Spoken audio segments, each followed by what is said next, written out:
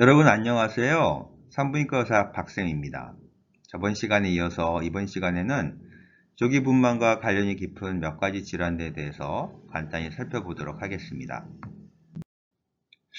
먼저 자궁경부 무력증인데 임신 중기, 그러니까 14주쯤 지나서부터 자궁문이 진통도 없이 스르르 열려서 28주 이전에 아기가 나오게 되는 상황인데, 원인도 확실치 않고 자궁경부 원추 절제술 라고 이 자궁경부가 의심될 때 시행한 시술인데, 요게 원인이 될 수 있다고 합니다.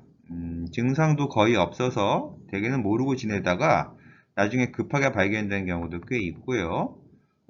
대개는 과거력을 보고서 주의 깊게 관찰하다 발견하게 되면은 치료는 자궁 입구를 묶어주는 수술을 하게 됩니다. 자궁 입구가 조산이 진행이 되면은 짧아지면서 열리게 되거든요.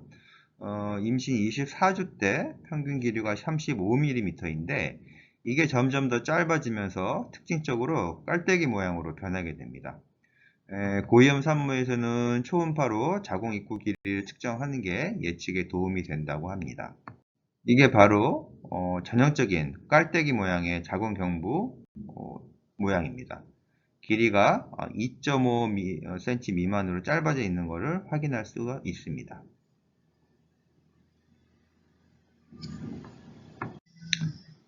이 수술은 임신 중기 유산과 조산을 3번 이상 한 경우, 그리고 자궁경부 길이가 25mm 미만이면서 조산과 임신 중기 유산의 기왕력이 있으면 시행하게 됩니다. 그러나 다음과 같은 경우에는 하면 안 됩니다. 자궁 내 감염이 의심이 되거나 양막이 파열되어 있거나 자궁 수축이 있거나 질출혈이 있을 때, 그리고 자궁 내 태아가 사망했거나 태아 기형이 의심되는 경우에는 시행하지 않습니다. 당연히 수술 전에 다음 사항 등을 확인을 해야 적응증과 금기증을 구별할 수 있겠죠. 초음파를 통해서 태아가 살아있는지, 기형은 있는지 확인을 하고, 자궁 입구에서는 배양 검사를 통해서 감염 여부도 확인해야 합니다. 수술의 종류에는 맥도날드 수술과 이전 맥도날드 수술이 실패했을 때 하게 되는 슈루드카 수술이라는 게 있는데, 이것도 안 될 때는 아예 복강으로 들어가서 자궁 협부, 즉 자궁 몸통과 입구 사이의 부분을 봉합하는 수술도 있습니다. 이름 정도만 알아두시기 바랍니다. 수술 후에는 자궁 내 감염과 양막이 파열될 수 있고 조기 진통, 자궁 경부나 자궁의 열상 등 합병증이 생길 수 있습니다. 다음은 역시 조산과 관련이 깊은 육모 양막염에 대해서 알려드리겠습니다. 육모 양막염은 임신한 임산부의 육모와 태아가 자라는 양수를 둘러싸고 있는 양막에 염증이 생기는 병으로 대부분 세균에 감염되어 발병하게 됩니다.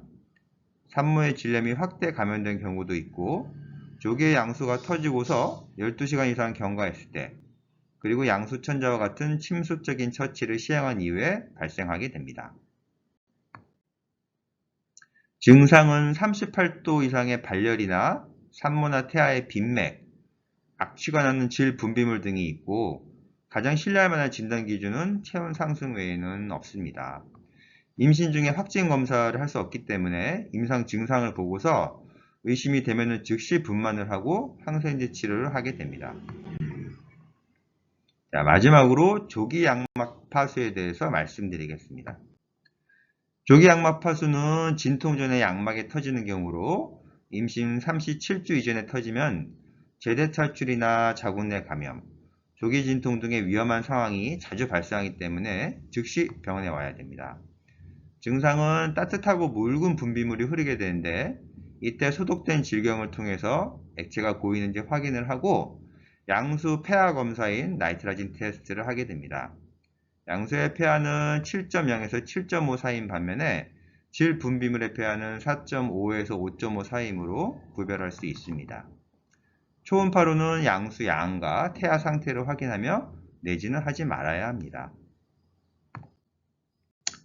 조기에 양수가 터지면은 태아 감염이나 태반 박리, 또 탯줄이 빠져나올 수 있고 태아의 폐 형성이 저하되거나 태아 호흡곤란 증후군 등이 생길 수가 있습니다. 대부분 양막 파열 후 진통이 발생하고 90% 이상에서 48시간 이내에 출산이 이루어집니다. 치료는 24주에서 33주 6일까지는 예방적으로 항생제를 투여하고 폐성숙을 위해서 스테로이드를 투여하며 자궁 숙주 억제 치료를 하게 됩니다. 반면에 34주 이후로는 분만을 시도하고 필요시에는 제왕절개술을 합니다. 역시 감염 예방을 위해서 항생제를 투여합니다. 자, 오늘은 그 조기 분만과 관련이 깊은 질환들에 대해서 간단하게 소개해 드렸습니다. 다음 시간에는 이렇게 조기 분만의 리스크를 잘 넘기고 성공적으로 자연 분만을 하게 되는 과정을 설명드리도록 하겠습니다. 감사합니다.